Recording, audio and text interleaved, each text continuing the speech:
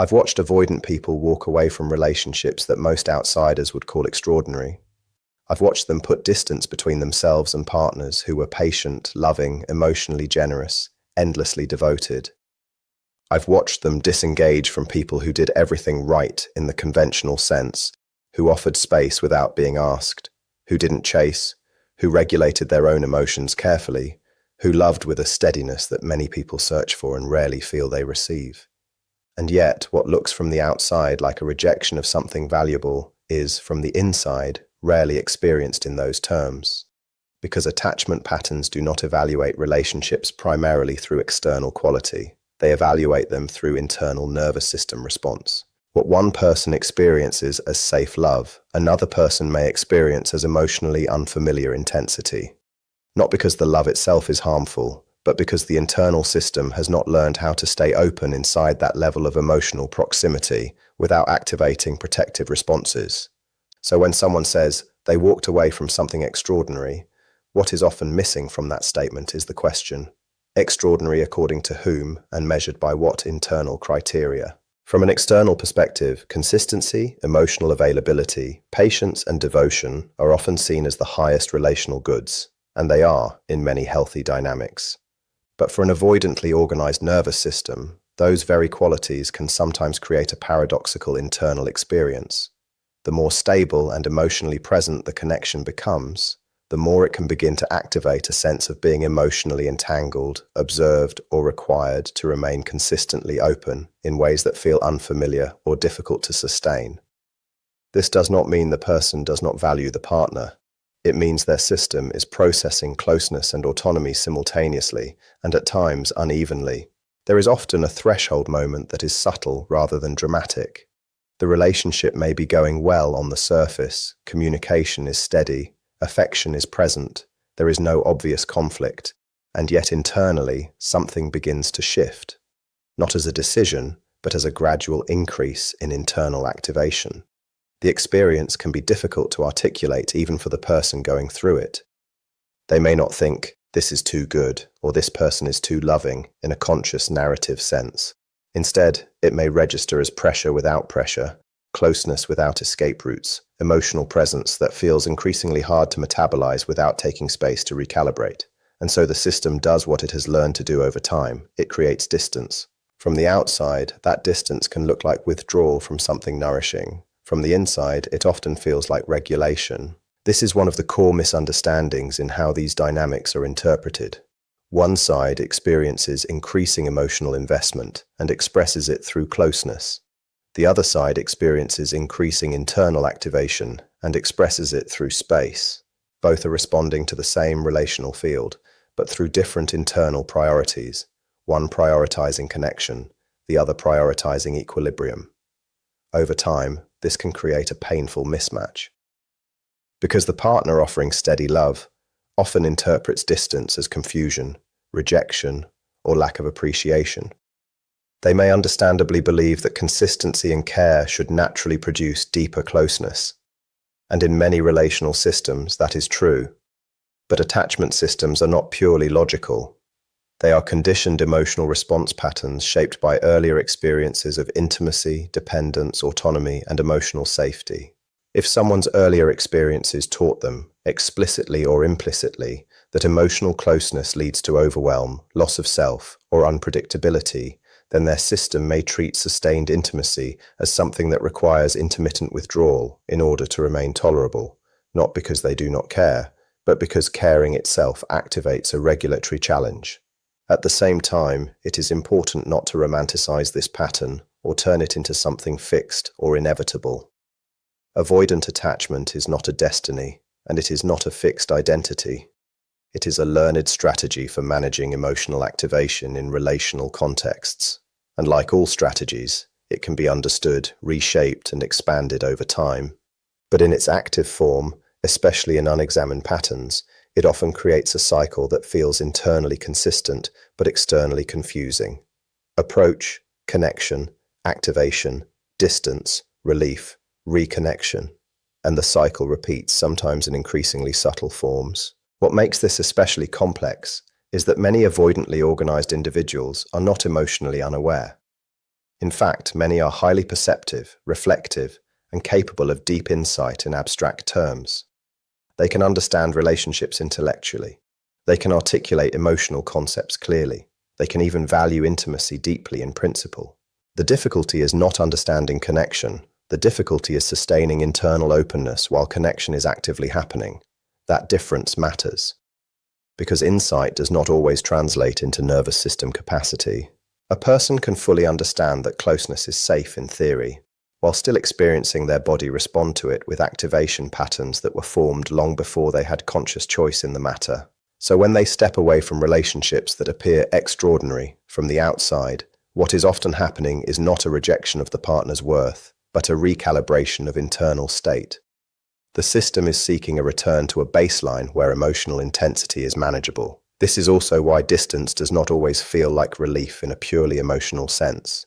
It may bring calm, but it can also bring disconnection, and that disconnection can later be reinterpreted as loss, nostalgia, or recognition of what was present in the relationship.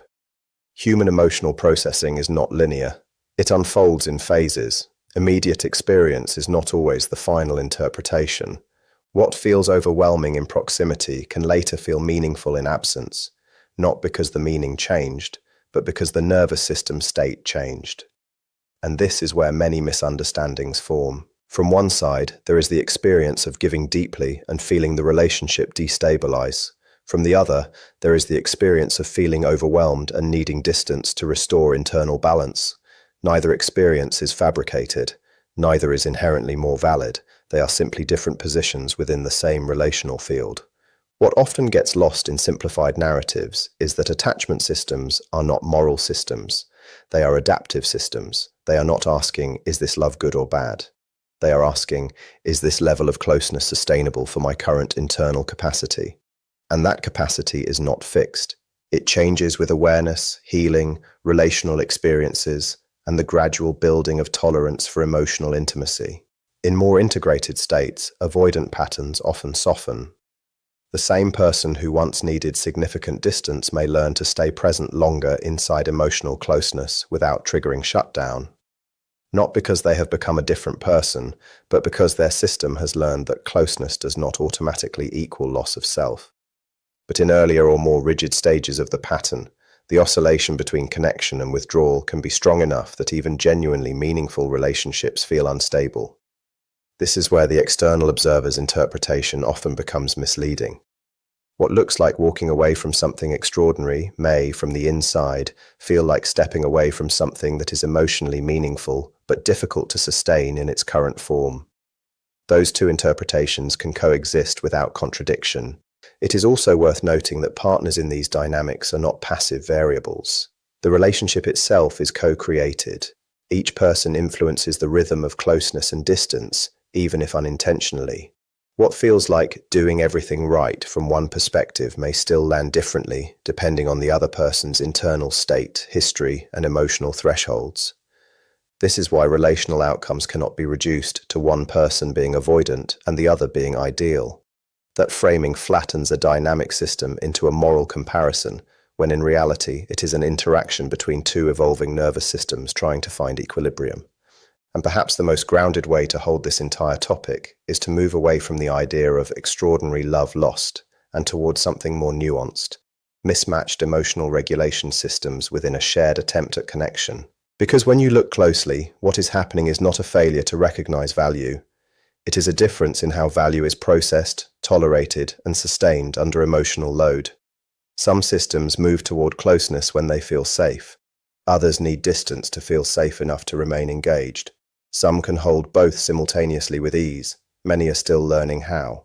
So what appears from the outside as a story of someone walking away from something rare is, from a more complete perspective, a story about two people experiencing the same relationship through different nervous system languages, each doing what their internal system has been trained to do in order to maintain stability.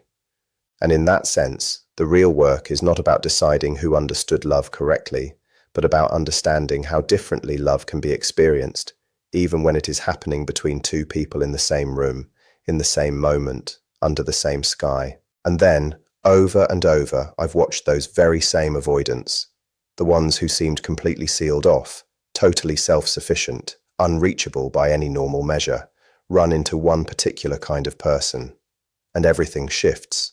Not always for good, not always in some clean, happy resolution, but in a way that gets past the avoidance defenses more thoroughly than anything else I've witnessed in all my years studying this pattern. I want to talk about that person today. And honestly, if you're the one watching this, there's a good chance that person is you. The type of empath who reaches an avoidant most deeply isn't the one who loves the hardest. It isn't the most patient one, or the most accommodating, or the one most willing to bend and reshape themselves around whatever makes the avoidant comfortable. Those traits, as beautiful as they genuinely are, tend to trigger the avoidant's retreat instead of softening it. That's because the avoidant wound gets activated by need, by the sense that someone requires something emotional from them that they don't yet know how to give. And love that reads as hungry, no matter how pure its source, registers to an avoidant's nervous system as demand. The empath who actually brings an avoidant to their knees is the one who carries what I'd call sovereign emotional depth. This is someone who feels everything, and I mean everything, with a sensitivity so precise it functions almost like a sixth sense, yet who is never ruled by what they feel. Someone who has done the internal work, who has sat inside their own darkness long enough and found their way back out, so that their emotional depth has stopped being a liability and become a foundation instead. This person genuinely wants the avoidant. They want them deeply, with real, palpable warmth. But their openness was never conditional on the avoidant loving them back in equal measure. And that specific blend, psychological independence coexisting with real emotional openness, is the one combination the avoidant's entire defense system simply has no answer for. Here's why. The avoidance withdrawal mechanism evolved to respond to one specific kind of relational pressure, the pressure of visible need, of someone whose emotional state is clearly, obviously tied to how available the avoidant chooses to be. When the avoidant pulls back and the other person leans in harder, the withdrawal response fires at full strength. Distance breeds more distance, pursuit breeds more retreat, and the whole cycle compounds in that familiar, exhausting way that anyone who's ever loved an avoidant knows all too well. But the sovereign empath doesn't chase when the avoidant pulls away. Not because they don't feel that withdrawal, they often feel it more sharply than most people would. It's that their response to feeling it is to turn inward instead of reaching outward, to draw on their own resources instead of hunting for reassurance from somewhere else. To trust, from a place of hard-earned self-knowledge, that their own worth was never up to the avoidant's current mood or availability to decide. So when the avoidant pulls back and meets stillness instead of pursuit, the whole mechanism misfires. There's nothing left to push against, no visible neediness to feel superior to, no reaching to confirm the old story of total self-sufficiency, no emotional hunger that lets the avoidant stay comfortably in the role of the less invested one. What's there instead is someone standing quietly and completely in themselves. And that stillness turns out to be one of the most disorienting, most magnetic things an avoidant will ever come across. I want to get specific about what actually sets this type of empath apart, because I think the details matter here. This person sees the avoidant clearly, not the idealized version, not the potential version, the person they might become someday if they just work through their wounds. The real, actual person, contradictions and all, the limitations, the genuinely breathtaking moments of real connection sitting right alongside the equally real moments of retreat, deflection, and emotional shutdown. They see all of it, without twisting it into either idealization or resentment, and they hold what they see with a kind of compassionate clarity that is genuinely rare to find. Most avoidants have spent the bulk of their relational lives either being put on a pedestal or eventually resented, often both, one after the other. They've almost never experienced being seen that plainly, without judgment attached. And being seen with total clarity without judgment by someone who still chooses to stick around is about the most destabilizing thing an avoidance psychology can encounter, because it strips away every excuse for the wall. That wall was built to keep out people who'd either demand too much or eventually storm off in anger. Against someone who sees everything clearly and stays anyway, gently, the wall simply has nothing to argue against. There's another thing this kind of empath does that I want to call out specifically, because I think it's the piece that most completely slips past the avoidance defenses. They don't try to fix the avoidant. That sounds simple. It isn't. Most people who love an avoidant, even the ones who genuinely believe they're offering space with no strings attached, are quietly operating with an underlying hope for eventual transformation. They're being patient because some part of them believes the patience will eventually pay off. The avoidant will open up, come closer, finally become the fully present partner they always had it in them to be. That hope, no matter how well it's hidden, is something the avoidant can sense. And it lands as pressure wearing the costume of acceptance. The sovereign empath carries no such hidden agenda. Their acceptance is the real thing. Their presence isn't a waiting room for some eventual breakthrough. It's simply presence, given freely, with no invisible bill attached expecting change in return. That kind of genuinely agenda-free presence is so unfamiliar to an avoidance experience of relationships that it stops them cold. Not always in a way they can put into words, but in a way they feel, underneath language, underneath their usual defenses, underneath the whole structure of self-protection they've spent a lifetime building. It reaches them completely, and they're never quite the same afterward. That's the empath who brings an avoidant to their knees. And if any part of what I've just described sounds like you, if that sovereign depth, that clear-eyed compassion, that groundedness sitting alongside real sensitivity feels like something you recognize in yourself, then I want you to hear this clearly. You were never too much. You were always exactly the right amount, exactly what was needed. Not too much, not too little. Not overwhelming in your presence, not lacking in your effort. The problem was never the shape of what you offered, nor the depth of what you felt, nor the consistency with which you showed up. Those things were never the misalignment. The misalignment, when it existed, was almost always in the meeting point, because connection does not form in isolation. It forms in the space between two internal worlds trying to recognize each other without distortion. And when one world is expanding in capacity for presence, emotional tolerance, and relational depth, while the other is still learning how to hold that level of closeness without retreating into self-protection, what emerges is not a failure of one side, but a difference in developmental readiness. From your side of the experience, it often feels like offering something steady into a space that keeps shifting shape. You bring clarity, patience, emotional availability, and continuity. You bring a kind of presence that does not require performance in return, only reciprocity. And yet what you receive back can sometimes feel inconsistent or muted, or at times distant in ways that do not match the effort being given.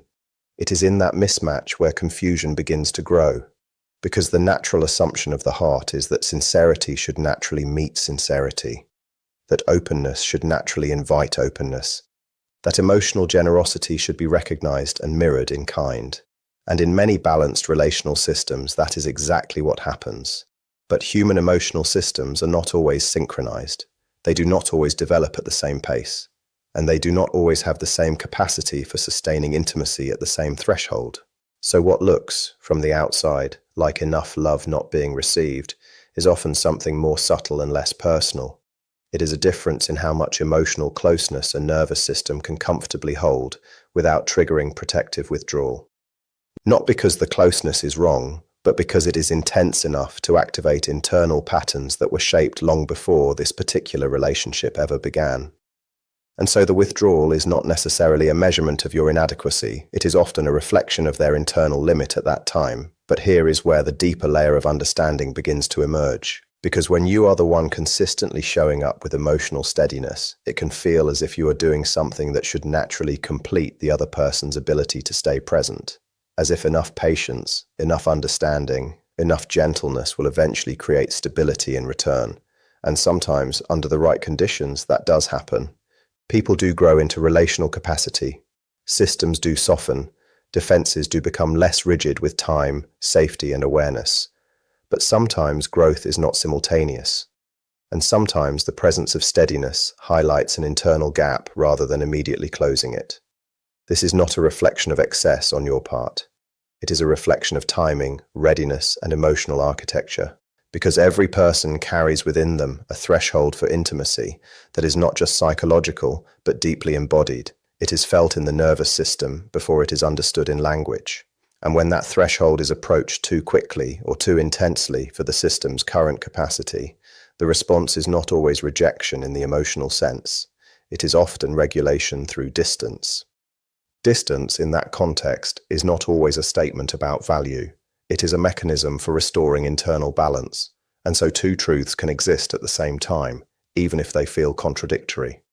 You can be offering something deeply appropriate, deeply genuine, deeply aligned with what healthy connection requires. And the other person can still be unable, at that moment in their development, to sustain full contact with it. This is where the idea of not grown large enough yet becomes metaphorically accurate, not as superiority, but as capacity. Emotional capacity is not fixed identity. It is not a measure of worth. It is a fluctuating internal system shaped by experience, conditioning, safety, and practice. Some people have learned through life how to remain open inside emotional closeness without losing their sense of internal stability. Others are still learning how to do that without feeling overwhelmed, exposed, or internally flooded. And in that learning process, even the right kind of love can sometimes feel like too much to hold consistently, not because it is excessive, but because it is activating. From your perspective, this can be one of the most difficult experiences to make sense of, because intention does not always translate into impact in the way you expect. You are not offering confusion, yet confusion appears. You are not offering pressure, yet withdrawal happens. You are not offering instability, yet inconsistency emerges in return. And when patterns repeat like this, it becomes easy to turn inward and search for flaws in what you are offering, as if adjusting the size, tone, or shape of your presence might suddenly make the other person capable of meeting it differently. But emotional capacity does not respond to reduction of sincerity. It responds to internal readiness. This is why, in many relational dynamics, the most painful realizations come not from lack of love, but from asymmetry in the ability to sustain it. Because love alone is not always the limiting factor. Readiness to receive it without defensive contraction is equally important, and that readiness is built slowly through internal work, lived experience, and gradual exposure to emotional safety that does not overwhelm the system. Without that foundation, even meaningful connection can feel like something that requires stepping back from time to time in order to remain tolerable.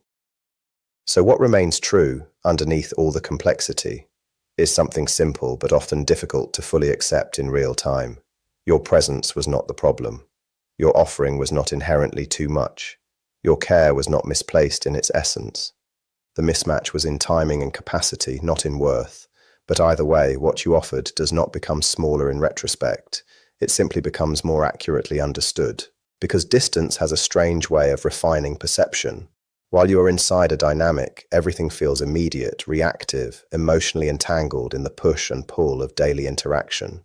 You interpret responses in real time, measure effort against effort, silence against expectation, presence against absence. But once the connection is no longer actively unfolding, the mind begins to reorganize the experience differently.